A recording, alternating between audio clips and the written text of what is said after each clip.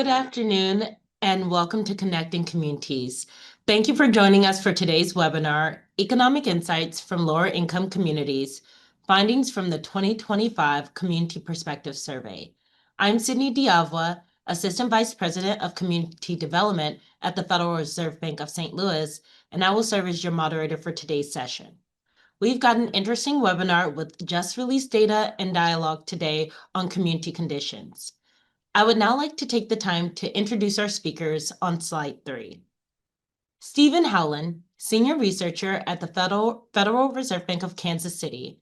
In his role, Stephen tracks and reports on economic conditions affecting low and moderate income populations and conducts research to better understand how economic changes affect LMI populations. Dr. Kelvin Adams, President and CEO at the St. Louis Community Foundation. The St. Louis Community Foundation inspires purposeful philanthropy that connects community and donors to build and preserve a more equitable and vibrant region. In his role, Dr. Adams provides guidance on the foundation's vision, strategy, and operations. Michael E. Collins Jr., Vice President of Housing and Financial Capability at the National Urban League.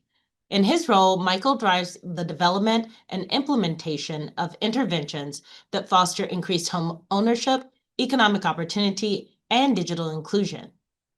And Denise Harlow, Chief Executive Officer at the National Community Action Partnership. Denise leads this national hub that links over 1,000 of the nation's community action agencies to each other and to federal, state, and local leaders looking to connect Americans to greater opportunity. Now, before we get started, let's move to slide 4, where we can take care of a few housekeeping items. The views expressed during this session are those of the speakers and are intended for informational purposes. They do not necessarily represent the views of Fed Communities or the Federal Reserve System. Microphones have been muted. Please use the Q&A feature throughout the session to submit questions. We promise to get to as many of them as possible during the Q&A portion of the presentation. Let's keep the conversation going. Engage with us on social media using the hashtag Connecting Communities, and visit fedcommunities.org for a variety of CD articles, resources, and data across the Federal Reserve System. And finally, this session will be recorded, and the presentation, video, and podcast will be available on fedcommunities.org within 2 weeks of this event. I would now like to turn the presentation over to my Kansas City Fed colleague, Stephen Howland. Stephen, the floor is yours. Thank you, Sydney. Good afternoon, everyone, and thank you for joining us today. I'm happy to announce that the reports are now live. The links will be shared in the chat shortly, so I encourage you all to go check out the reports, as they'll have much more detail than I'll be able to share here. I'll be going over some of the high-level findings from the Community Perspective Survey to give a baseline of where community conditions are before our panelists give their perspectives on what they're seeing in their communities and in their work. For background, the Community Perspective Survey is a survey from the Federal Reserve which asks nonprofits, government, and private entities who help low and moderate income populations to provide their perspectives on economic conditions in the communities they serve. We also asked them about their own organization's health through their ability to serve and financial conditions. This year's survey ran from April 14th to May 23rd, 2025. The community portion of the survey asked organizations a series of questions on economic mobility, employment, housing, personal finance, small business, health, education, human services, and technology. These sectors were chosen to capture a fuller picture of the factors research has shown to impact the economic conditions of LMI populations. Respondents only answered questions within their self-selected area of work, and we asked them to report on conditions currently, how they've changed over the last year, and how they expect conditions to change over the coming year. They're also asked to rank the top 3 positive and negative factors affecting their expectations in that sector over the coming year. Analysis of the survey included those responses in addition to open-ended responses that provide additional nuance and understanding to what organizations are seeing in their communities. So let's start with the first slide here. While not shown here, over half the respondents reported conditions for economic mobility favored downward mobility. Additionally, 67% reported expecting conditions for economic mobility to worsen over the coming year.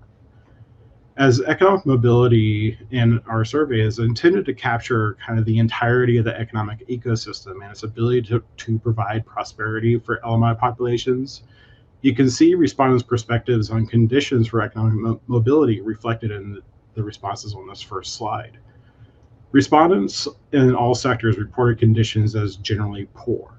Housing and personal finance conditions had the largest share, reporting conditions were poor. And on housing, respondents noted a continued challenge in availability of housing and on prices. Something that's always in the news and something that we expect in these kinds of surveys. But on the personal finance side of things, we're seeing more reports of wages just not keeping up with inflation. Inflation's really eating away at people's budgets, and they're not able to kind of make ends meet. So we're seeing a lot more reports from our respondents in regards to that side of personal finance and why there's increasing struggle on that side of things. There were some reports of good conditions, particularly in employment and education. These were driven primarily by people's ability to find work and uptake of adult education programs. Expectations for conditions were also expected to generally worsen in all sectors, but human services respondents in particular reported the highest share, expecting conditions to worsen substantially. Respondents attributed their expectations in human services to growing uncertainty around funding for services they provide and the changes to public assistance programs that are expected to start occurring next year. Let's go to the next slide. So while employment had one of the highest share of respondents reporting good conditions, it was also very clear from respondents that there were different experiences in the labor market. Respondents were reporting poor conditions. Respondents reporting poor conditions reported seeing increasing layoffs and difficulties in getting work once losing a job. Those reporting good conditions said they were seeing clients easily able to find new jobs, but unlike in past years, job seekers were not able to find better paying jobs. So there's kind of a dichotomy there of like you could either find jobs or you couldn't, and where you could find jobs, it is still very difficult to find something that could actually provide you a living wage. Expectations for finding work over the next year showed a relatively large share expecting conditions to worsen substantially. Comments around those expectations were generally attributed to increased uncertainty in the economy and where how easily available jobs would be in the coming year. Let's go to the next slide. Amid the expectations of worsening economic conditions among LMI populations, entities reported that they were generally able to serve the needs of their communities at the time of the survey. However, over a third expect worsening ability to serve over the coming year. Most of that concern was attributed to funding concerns and trying to adapt to uncertainty in both the economy and policy spaces. Let's go to the next slide. Their ability to serve did not seem to be affected by significantly increasing demand for services over the last year. You can see in this slide here that a great preponderance of the respondents said that they were seeing increasing demand for their services. About 80% overall reported at least some increase in demand for services over the last year. And over the coming year, nearly half of entities reported their top challenge for being able to continue to meet demand for their services was related to funding. Funding was also creating challenges for them in growing staff and covering an increase in expenses, particularly from wages. So we see this convergence of issues from the negative, from the worsening conditions in the human services sector and what organizations are reporting in their demand for services and their ability to continue meeting that demand, mostly related to funding and changes that they're encountering in this space. Let's go to the next slide. At the time of the survey, entities were about evenly split on their self-reported financial health. About half were experiencing financial stress, while the other half were not. That is similar to the breakdown that we see of those who saw funding declines versus those who saw increases in funding over the last year, as shown on the chart on the right. However, those reporting funding decreases were most likely to report significantly decreased funding. So there's an extreme there that you have to pay attention to when thinking about, it's not just decreases and increases, it's about the extremity of that decrease that's particularly worrisome. And when asked about changes to their top three sources of funding, most organizations reported relatively mixed experiences with funding. 73% of organizations relying on government funding reported at least moderate decreases in funding. This was the most extreme category of funding that we saw a change in this year. Meanwhile, for organizations who said credit and loans were a top source of funding, 41% reported an increase in funding through those sources. This was the source that we saw the most respondents report an increase in that funding source. And when it's considered, when the survey captures mostly nonprofits, these nonprofits report relying on credit and loans, and that becomes a concerning situation of like, how are they making up that difference and being able to pay on these credit and loans? So there's some concerns that are coming up over, what is the sustainability of the funding and what's happening in that space. But to recap, overall, the survey results were mixed on the conditions of LMI communities and organizations that serve them. Certainly, there was generally reporting on poor conditions, but organizations seem to be able to meet that need in the time right now. But there's response reporting and expressing concern around funding and their ability to adapt to uncertainty and how that would affect, the conditions in the communities that they serve. As organizations reported concerns about their ability to serve the communities over the coming year and expectations of growing demand from an expectation of worsening economic conditions, organizations reported a considerable concern about the conditions over the next year, because it's not just about their ability to serve. They're also looking at these economic conditions that they're expecting to worsen. So they're having to plan for funding cuts. They're planning for changes in policy. They're planning for increased demand on their services. They're expecting economic conditions to worsen that will then further increase demand for their services, probably beyond what they were reporting in this year's survey. And just in recap, I just wanted to highlight those pieces, and I encourage you all to turn back to the reports to find more details and more information about the survey. And with that, I'll turn it back over to Sydney to introduce our panelists to get their perspectives. Thanks so much, Stephen. And as Stephen mentioned, the survey results are live on fedcommunities.org under our data section. So now I'd like to invite our panelists back onto screen. And as you're joining us onto screen, we like to take this time to get to know about you, our audience, and bring you into this conversation. So we've got a few polling questions. You're going to see 3 polling questions come onto the screen to help us learn a little bit more about you and what drew you to this webinar. So the first question, just tell us what best describes the type of organization you represent: government, financial institution, nonprofit, private industry, or a public-private partnership or other. Our second question, from your perspective, which sector currently poses the most concern for low to moderate income communities? Housing, employment, credit access, personal finance, health, education, or other. And then lastly, how would you categorize the financial health of organizations serving low to moderate income communities? Very healthy, steady, some stress, a lot of stress, or unsure. So just take a moment to let us know a little bit about how you're entering into this webinar. And thank you to our panelists who have just joined me on screen. So glad to have you all here today for this really timely conversation, as well as to really hear perspectives from you all on what's happening on the ground. And so I really won't belabor this. I really want to get into what are your thoughts? Those results were just released.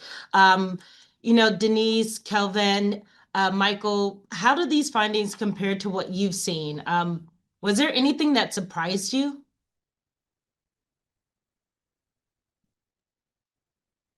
Michael, I'll start with you. Here we are. Hey, good afternoon. Thanks for having me. I really don't see a surprise here. When I kind of looked at the findings, it really is a reflection of conditions that we see across our National Urban League housing network. As you know, housing instability and fragile personal finances are really the cornerstone of economic stress that many LMI communities face, particularly in Black and African American communities. What was striking to me is the consistency of those patterns across geographies and circumstance. It seems that even in regions where job opportunities have expanded, cost burdens remain so high that families are initially running in place. We kind of center my work on the notion that we will drive prosperity and economic agency through home ownership. And really, through doing so, are looking at we're not, wanting to just help someone close on a home, but build the skills to be resilient and have that sustained stability. Um, so for us, the numbers really look less like abstract data and more as a call to action of more that we can do to deepen our impact in our communities. That's helpful. Thank you for sharing that. And that point about consistency, I saw some questions pop up on, well, how many were sampled? What geographies are included? So this is a national survey. The sample size was 440 respondents. And so it is giving us a glimpse into what organizations and entities and communities are facing. Denise, what about you? I would agree. I don't think there's anything that is necessarily surprising. I think it does reflect the on the ground perspective with local community action agencies reaching into every community across America, urban, rural, suburban. The one thing that I think I teased out was the uncertainty piece, right? Any business, for profit, nonprofit, government, it's that certainty piece that you want predictability. And I think you saw that uncertainty, that unpredictableness being reflected in some of those results. Yeah, I guess from my vantage point as well at the St. Louis Community Foundation, these findings align closely with what we are hearing from our nonprofits that we support. The internal data analysis and what we hear differently from grantees and the community partners. The persistent struggle around housing affordability is a real challenge. Obviously, in the St. Louis region, the most recent tornado has impacted the housing dynamics a great deal. Personal finance stability also. So really the data and the report kind of aligns to that. I think one of the more positive outcomes around employment and adult education is significant and important, and we do see some ability to support that area. But from our own vantage point, two areas that are critical to us is economic mobility and youth connection. So that's what the Community Foundation has leaned into, and is what we are articulating to our donors in the community. But overall, the report was not surprising in any way, shape, or form. It provided us with an alignment, quite frankly, with what we're seeing on the ground, as my colleagues have already articulated. So I would like to understand, how can we put this into context a little bit more? Denise, you represent an organization that represents over 1,000 community action agencies. As you're talking with your members, what explains some of these findings in the current economic context? Well, in these post-pandemic years, right, we know that communities as they've as the world has reopened and economics improved over time, right? And I do appreciate that those economic job opportunity numbers did look a bit more positive, which is really good to see. It's the sense that that cost of living piece, you talked about the personal finance piece. I think that is truly reflective of the burden that we see on families, right? Whether it's housing, rental costs are weighing folks down, whether it's energy, utility costs that are weighing folks down. And while salaries or hourly wages increase, right, so does the cost of living. And where do we impact that needle on decreasing that cost of living for families? And in many places that's programs and services that help decrease that cost of living. But those are sometimes, I think right now, also under the most unpredictable going forward in that space. I'll also add, I think some of the results around, when we think about debt loads that families are carrying, whether it's low and moderate income families, how that has grown post-pandemic, the amount of debt that a individual family is carrying right now also weighs on the opportunity to pivot ahead, to leapfrog ahead, because it can weigh folks down. And so you talked a little bit about opportunity. What about you, Kelvin? Because your work at the St. Louis Community Foundation is also about that opportunity, that economic mobility. From your perspective, how do these findings, what explains some of these findings in your context? I'm sorry, you're on mute right now. I think number one, inflation and inflationary pressure. While wages have increased modestly, in some sectors they have not kept pace with the cost of living, which is a real issue, particularly as it relates to childcare. In some cases, childcare costs more than house notes. Healthcare leaving the LMI households with shrinking disposable income. Secondly, the housing market, as I've already kind of articulated, a shortage of affordable rental units, plus the rising interest rate and the stagnant federal housing assistance have really deepened this whole housing crisis. This notion of nonprofits are facing some increased demand while experiencing decreases in government funding. Met with a group of foundations today to talk about how we could identify what nonprofits are going to be impacted and how we could prioritize how to support the nonprofits that are most at risk of losing dollars and how that aligns to what the needs of the community are. And this whole notion around the whole post-pandemic uncertainty. Even with low unemployment, there is an undercurrent of economic uncertainty, which I think has already been articulated by my colleagues, from fluctuating consumer demands to evolving workforce expectations. So it's a real 5 parts of pieces that are impacting what nonprofits are seeing and obviously what we're seeing through our nonprofits. And it really causes a great deal of uncertainty in our donor base. All of our dollars come through our donor base, and it really creates a level of confusion for them about who to support, how to support them, and what the challenges are in terms of supporting them. So Michael, my next question is for you because we are hearing a lot about housing, and your portfolio includes housing and financial capability, as well as during our poll, 61% of the folks on this webinar today said that's the sector that they're most concerned about. So as we heard from Stephen, housing and personal finance are the two worst performing indicators in the survey. Are there strategies that you've seen working in either sectors that are working well for lower income households? Yes. I'll say this. We manage a network of 27 HUD certified housing counseling sites where folks are able to gain services that not only help them on this pathway to homeownership, but provide financial support.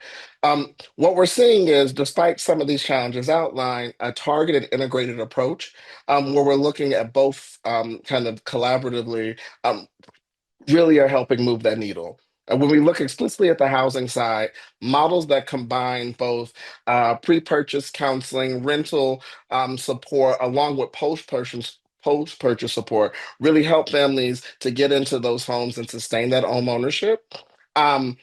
Additionally, in the personal finance space, it's really those strategies that are gaining the most traction, or where we're looking at financial coaching to help families really establish those goals, look at the long-term picture, and then also focus on those short-term wins. We're talking about debt reduction plans to free up monthly cash in the short term and match savings programs that help to build emergency reserve funds. I think the common thread across these approaches is just a one-off intervention isn't really as salient in this moment. We need layered supports and layered opportunities and partnership across community partners to really drive this forward. I'm going to come back to you later on that point on layered support, because I think that also points to where our foundations are interacting in this space. But Denise, I'll come to you a little bit. Could you share how you are working with your members currently, especially around financial health as well? So are there particular things that are working? Are there things that members are doing for their financial health that you'd like to highlight? Definitely. community action agencies have been around there's institutions in community oftentimes, and in rural America, community action agencies sometimes are the largest or one of the largest employers even in a community, and they're trusted partners. And so that consistency of an organization that is there to help families thrive, to build opportunities, to do job training, to do some of that housing counseling work, all of those pieces, local matters so much. And our job here is to try to keep our local community action agencies as healthy and as positive, financially healthy moving forward, right? No matter what kind of waters are going to have to be navigated, local is just so important. Local connections, local knowledge. What happens in Detroit is different than what happens in Dallas versus what happens in Des Moines, right? So you got to understand your local community. And so when we talk to our local community action agency executive directors, CEOs, it's about what are your plans right now? How are you engaging your boards of directors who are in and of community? Community action boards include elected officials. They include the movers and shakers in community, and they include persons living with low and moderate incomes, right? It's the entire community coming together. So how do we help our agencies who have these folks around the table really leverage the knowledge, both the on the ground and the financial and the political aspects of all of this that has to be navigated? You mentioned the layering, right? It takes so many different community partners to create a strong community. And we have scenario planning toolkits, we have board discussion guides, we're developing tools and resources every day to, because what happens today is going to be different than what's going to happen next January versus what happened last April, right? So we have to stay in the moment. And that's sometimes where you have the local, you have state groups, and then you have some of these national organizations, which really can provide this amplified support. All in the spirit, though, of supporting the local organizations and what's happening on the ground. It's interesting that you called out that you all utilize scenario planning. That speaks a little bit about preparing those organizations for the uncertainty you called out, is helping them prepare, think about what they would do and build tools. One other finding I thought that was interesting in our poll of our audience today, 48% believe that there is a lot of stress would categorize the financial health of organizations serving LMI communities, and that's significant. And with it being that local matters, especially if 48% of organizations may be categorized as having a lot of stress, the local community foundation matters as well. And so, Kelvin, at this current moment, what role do you find that community foundations should or will be playing? Well, at first, community foundations right now are really serving as a stabilizing force, an anchor for capacity building for nonprofits that are so desperately viewed as in need, especially those addressing the needs of LMI communities. While many entities report that they are still able to serve the community well, the persistent funding challenges really puts them at stress, as you indicated. Staff shortages, growing demand for services, meaning that the community foundations step in to provide the following things. One, flexible gap fill grants, the ability for nonprofits to have dollars that are flexible, not tied to a specific need that they might have, but generally such that they can be supported long-term. And that's long-term funding, not just one-off funding, because nonprofits are going back every single year looking to get the same dollars. And so they need some long-term support over a period of time. The whole notion of capacity building, we know that when these downturns occurred in our country, the corporate community have the ability to navigate through these downturns, which means that they have a skill set to do so. This is not the first time that downturns have occurred from the national level, whether it's at federal, local, or state funding. So a lot of nonprofits don't necessarily have the skill set to know how to navigate through this time period. The notion of convening power, which means that they work in collaboration to address the needs and issues that are present before them. What that means, quite frankly, in some cases, is that some nonprofits will not survive. And that's not necessarily something that we welcome, but we know that this will force some level of collaboration to take place, such that those nonprofits who are working in isolation will need to work across the level of need to make sure that they're providing the services, quite frankly, that has already been indicated by Denise that the community, local communities need. And lastly, I think this is a great opportunity for advocacy because sometimes nonprofits are working in isolation with their head down to get the work done and not standing up to be politically aligned to make sure that they are working collaboratively together to articulate what their needs are and how those needs are incredibly important to the communities that they serve. So I think this is a really great opportunity, believe it or not, to try to reframe how nonprofits work in this space and how community foundations or foundations in general can work with them to increase their ability to provide what the community really needs, especially the LMI communities. So I hear a lot on it. It's a moment for collaboration, and not just the collaboration, traditional collaboration that we've seen, but to really think outside the box on how nonprofits are collaborating with community foundations, but also other entities at the community level. How will that help foster economic resilience? How will the work you're doing, how does that help foster economic resilience in St. Louis?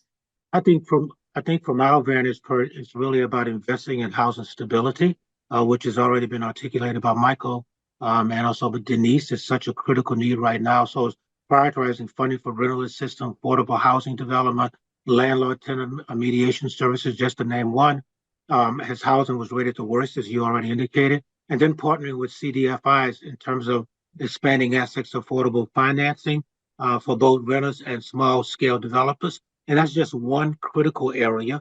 There's several areas around financial capacity and organizational resilience, but just the area of housing, we see ourselves leaning into this space because it really is the most critical need in our region and I think across the country in some ways, but especially for the LMI community. That's helpful. So I want to go back to the survey a little bit because this is a significant survey, and I want to get your perspectives on, how is this information relevant and how could it be used by organizations that are serving low and moderate income communities? Michael, I'll start with you. How can organizations use this information? Yeah, so I think these findings are a bit both sobering and instructive. What they do is they tell us where those pressure points are, and they help us, organizations, nonprofits, really be able to prioritize services. For us, this means an increased focus on integrating housing counseling with broader financial capability services to ensure we're being holistic. Um, it's really not just about addressing the crisis of the moment, say a pending eviction or mortgage denial, but building that foundation for long-term stability. Additionally, through a lot of our work, we're hoping as a civil rights organization really to execute work that helps to dismantle some of those structural barriers and to continue to provide that ongoing tailored support. And I really think that that's the relevance of this to nonprofits executing this work. Denise, what about you? Community action agencies are required by statute to conduct community assessments every 3 years, right? So we're always looking for up-to-date data sets, right? Because we know the trends, the patterns, and I think your survey results are going to be one of those key data points that our agencies look at, like especially if they're looking to plan what will the service needs be a year from now, 2 years from now, 3 years from now. So if the mood is that perhaps job training has made those scores a little bit greener, I guess, on that particular slide, but the provision of other kinds of assistance or supports were more in the negative side. Where do we need to spend the precious few dollars we have in a way that's going to maximize? So I think it's an incredibly important data point to add into that mix. Calvin, what about you? I think they have articulated really well what this means, but holistic, as Michael has already indicated, cross-sectional approaches are critical. This kind of fosters that. It's both instructional and directional in terms of what it does. And so nonprofits who have limited resources, whether that's human resources or financial resources, can target the areas that are articulated here. Obviously, we've all talked about housing. So how can these nonprofits that are out there in the space providing resources redevelop their focus, quite frankly, to address the area of housing because it's such a great need. This notion of financial resilience, again, a great need. So they can reframe their purpose, if you will, such that they are aligned with what the data says because the community has spoken. This is what the need is in our community. And lastly, I think this gives an opportunity, quite frankly, for this notion of sustaining funding models. With the increasing demand and reduced public funding, nonprofits will need more diversity and unrestricted revenue streams. So the ability for them to think about how to leverage those dollars in a real direct way, it's such that they are focused on what the data already speaks to. So the notion of, and this is not a negative in any way, shape, or form, but those nonprofits that might focus on resources for animals might rethink how they might align their focus such that they're talking about supporting those needs that exist in the area of animals, but aligning that in a way such that it impacts the areas that are being articulated by this report. So I hear to use this data to really think about what's emerging, especially around housing and those concerns, but also where there has been some positive growth, where it has been around workforce. What do you all expect in the near future? Where there's some, I know we talked about housing is absolutely a clearly articulated challenge, but are there other challenges?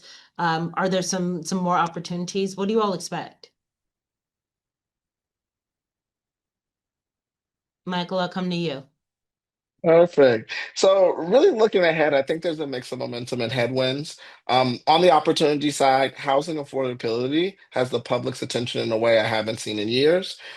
This creates a policy window we need to act on, understanding the environment.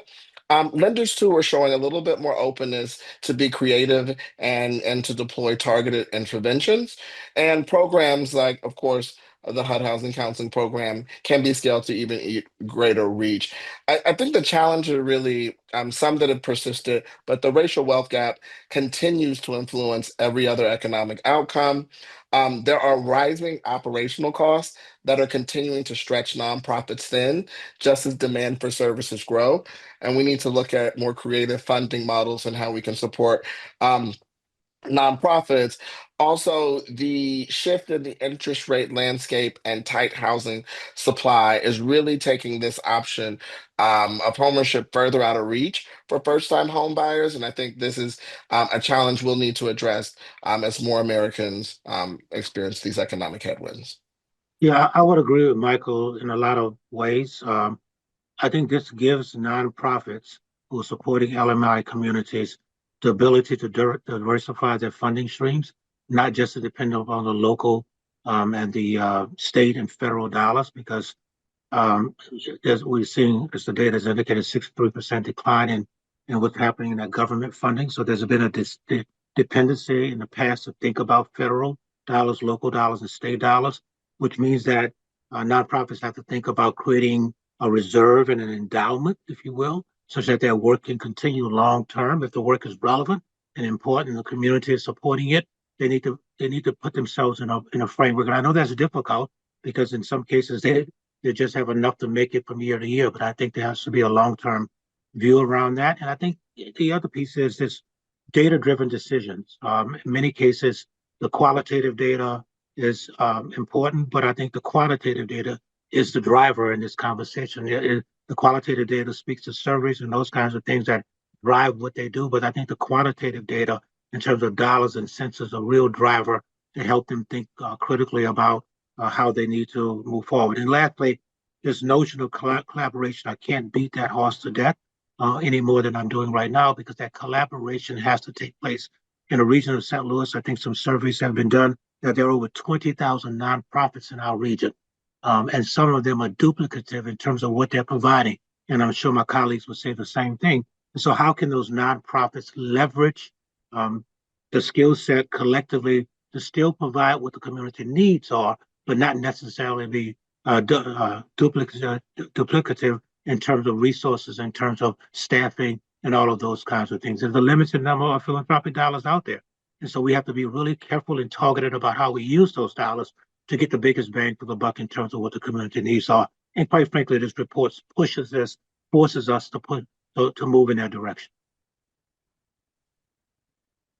I haven't written a grant application in 20 years that hasn't made nonprofits collaborate, right?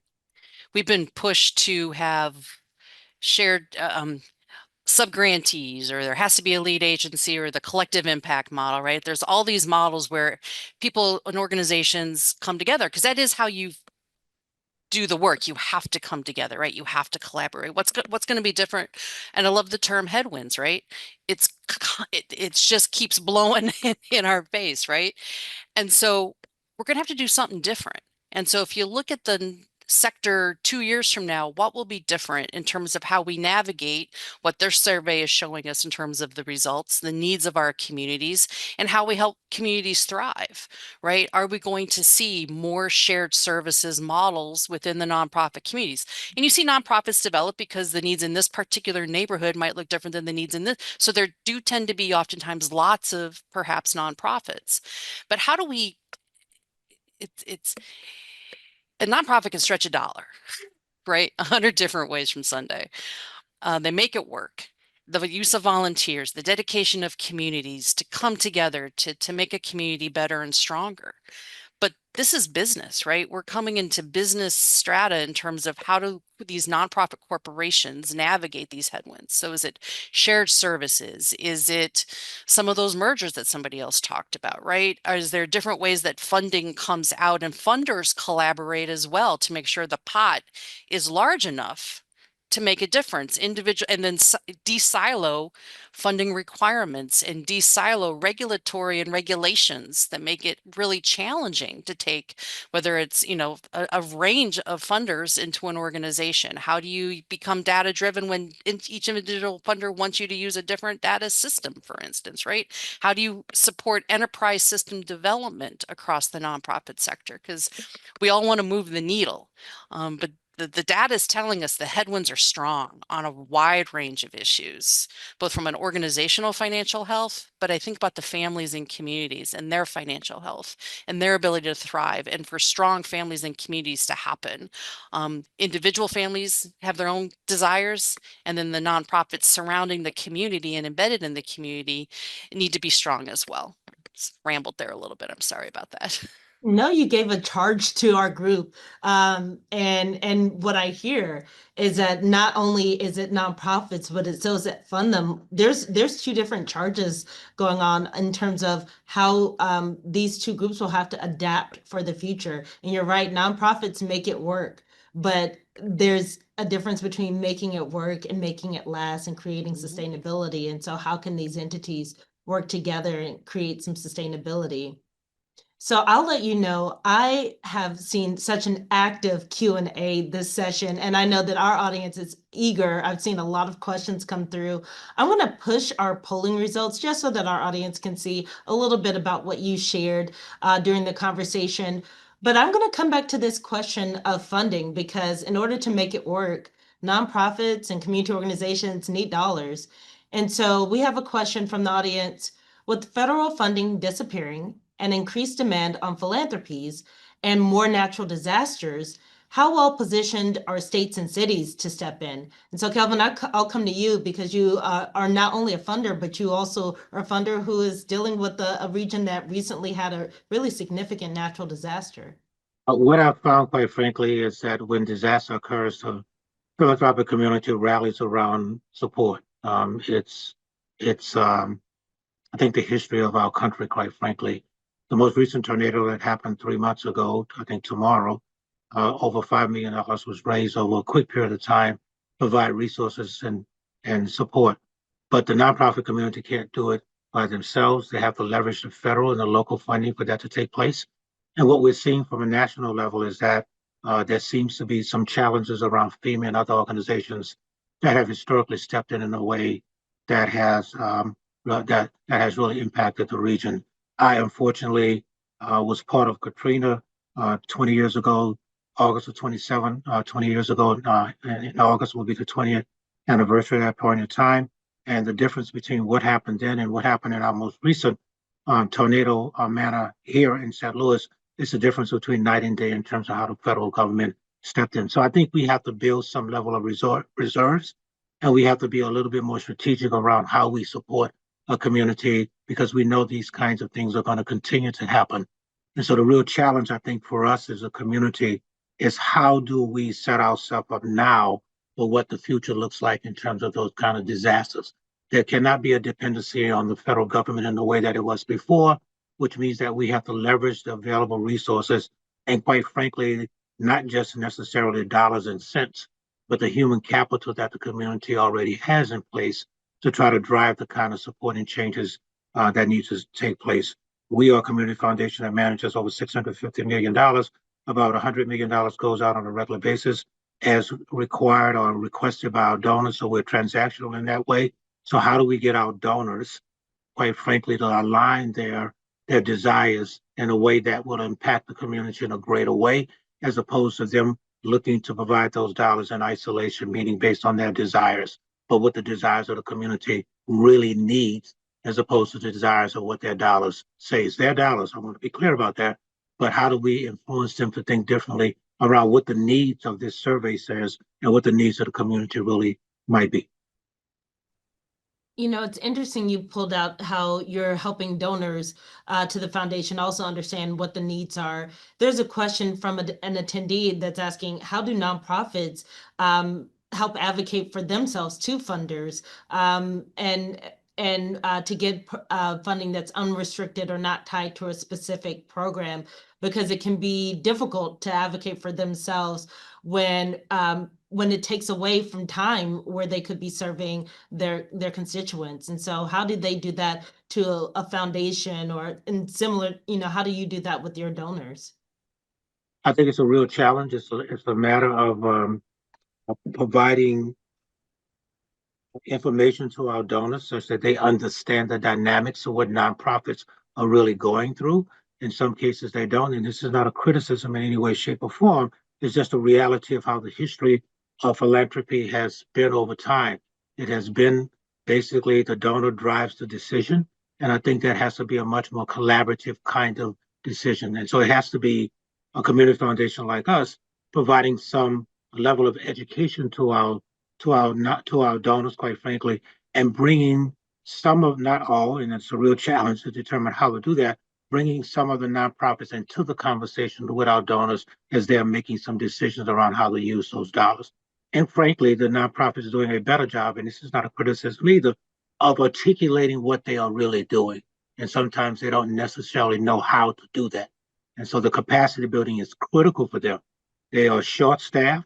They don't have all of the resources. So I think a helping hand by community foundations or others to help them do a better job of articulating what they are really doing and how it's making a difference in the community is a critical piece that we are trying to drive to do. But it's really hard to do when you have 20,000 nonprofits that you're trying to get to help them move to that space. So, Michael, I'm going to come to you with this next question. Is this an opportunity for innovative solutions, for example, within housing? And so are you seeing this as an opportunity? Are you seeing some innovative solutions emerge? What can we do now? I am, and I'm kind of excited to share this. I think what Dr. Adams said really resonates in that we have to show our value and show our value in new ways. I think one of the most creative things or innovative things that I'm currently working on is for a few years we've been working in partnership with a few other organizations about a fee for service model. Whereas once someone is denied, let's say a loan, a mortgage from a financial institution, if that financial institution, through a partnership, refers them back to a nonprofit that delivers services, they're able to make a fee. I don't want to use the word commission, but a commission of sorts. But it's really looking at not only who's funding us, but who are our partners, what is our value, and how we can function, as Denise said, more as businesses and to build that business case. And so that's one that I'm really excited to see come to fruition and hope to share some insights around. I'm sure there are going to be people in the Q&A asking, how does that work? So be prepared for questions after that one. Absolutely. And I'm one of those persons, Michael. We can chat. Okay. Denise, what about you? Are you seeing some innovative solutions emerge? Community action agencies have leveraged housing dollars to build affordable housing for low and moderate income families. And I too want to talk to Michael more about some of those ideas. it is that being able to, and someone used the word layering early for community impact, but I think that's also for project impact. And that's where community action agencies have been really skilled at layering all the varying funding opportunities, the lending that banks and CDFIs can provide, philanthropy who comes in the door to really build um, housing that is respectful and good and healthy for families. And it's where do you put those additional supportive housing aspects in that allow for whether it's Head Start or early Head Start or other childcare on site to allow residents then to have a safe space for their children so they can go to work in a confident way. How is it based in a transportation hub place where people can get to places and get to jobs? And so that co-location piece I've seen community action agencies be successful with because community action agencies provide a range of services, right? And so you have to leverage housing with all the other programs and services that you're able to provide and assist families with. And so for me, when I see that model in play, it's just fantastic for families and the community, right? It is a community hub of energy, activity, and success. Are there any strategies on financial resiliency you all have seen as well? For individuals in that kind of way, right? For individuals or households? Right. So, what is it? The best economic plan is a job, right? So, job training, getting people into career paths that have growth potential, right? And you layer it with, and I think Michael was talking about, right? The budgeting, the financial capability training, making sure people understand how to manage the income that does come into the household. And I'm a personal advocate for staying out of debt. If that debt load is huge for individuals. It is such a weight on people. And so we see our agencies leverage and during tax season, right, helping families access the child tax credit, to access the earned income tax credit, which is probably one of the most impactful programs that is out there, right, in terms of impact on finances that come into the household for working families. It can be really important to leverage all those pieces to help working families manage every possible dollar and stretch it as far as it'll go. Yeah, I will agree. I think we're meeting with a potential donor next Tuesday, as a matter of fact, to kind of talk about this notion of financial empowerment programs. So I think from our perspective, getting our donors to support those kind of programs. Secondly, to look at credit repair. That's probably the most important score that anybody could have, knowing what your credit score is and working to make sure that it's appropriate score to get the kind of resources that you need. This notion of income growth, which means a second job and all of those kinds of things, the dynamics, I think all of us on the screen, and I'm sure your audience as well, have been in that place before where they had second jobs, sometimes third jobs. So it's about increasing your income in some way, shape, or form. The personal finance instability, really that stems from incomes not keeping up with the cost of living. And so I think there's a real challenge around that piece, how to be smart around that. And I think Denise spoke really well to this notion of workforce development.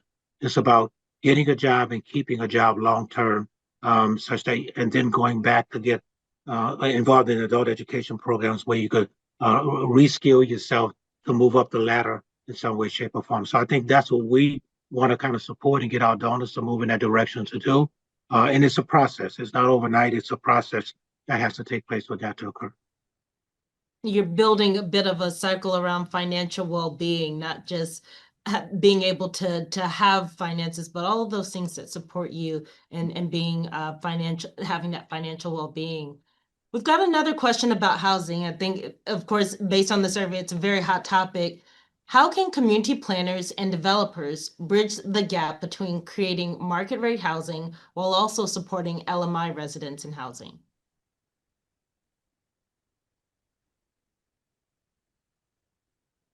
Michael, Denise, any thoughts on that one?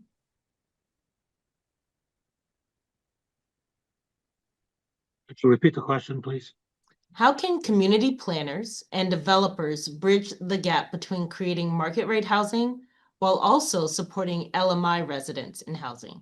And so that tension between market rate, but also creating affordable units.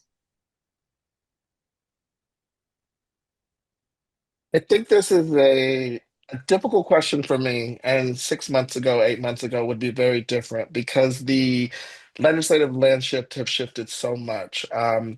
As we've seen shifts to programs like LIHTC, and different pieces of legislation that will drive more development have shifted, creating attention. Um, I know there's some recent legislation that should support more development in communities, but it's really being able to identify those resources and leverage them. And I hate to be a naysayer, but I know we're just in a difficult time where a lot of those programs are disappearing, being retooled, and are reconfigured, and so it's difficult to offer driving a solution that's actionable. Yeah, I think from community foundation's perspective, it's about providing gap funding, quite frankly, to get people up to a point where they have enough dollars as a down payment and reducing what the interest rate might be for that to occur. We are in the beginning stages of those kind of conversations with some of our donors and some of our CDFIs, and quite frankly, looking to see what that looks like. But it is a process, and it takes a long term for that to happen.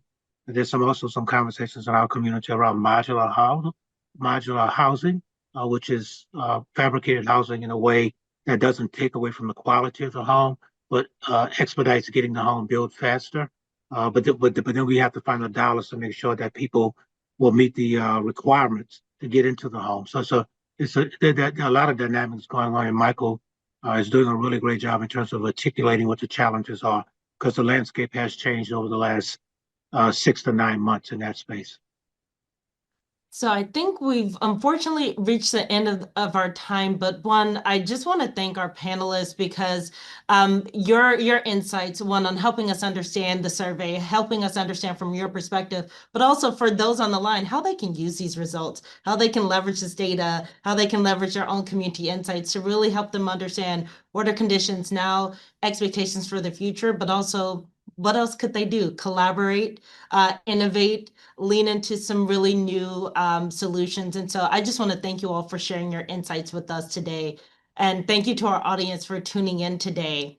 I want to remind everyone that the report is available. The 2025 Community Perspective Survey, Insights from the Field, it's now live on fedcommunities.org under the data section. Attendees, thank you for spending your valuable time with us today. Before we end the session, we do have a few requests. So first, please complete the survey. We'll send it to you immediately after today's event so that we can improve and continue to bring you timely and relevant topics. Today's session will also be available on YouTube and the Connecting Communities website in about 2 weeks. Visit Fed Communities at fedcommunities.org to access additional articles, resources, and data about community development across the Federal Reserve. Follow us on social media. We're on LinkedIn, X, Instagram, and Facebook. And don't forget to subscribe to the Fed Communities newsletter by clicking the About Us tab and then click subscribe. This session, including the slides, will be available and featured in our next newsletter and will be available on our website within 2 weeks of today's event. And finally, please check out recordings of previous Connecting Communities webinars on fedcommunities.org. Also check back periodically for more Connecting Communities events.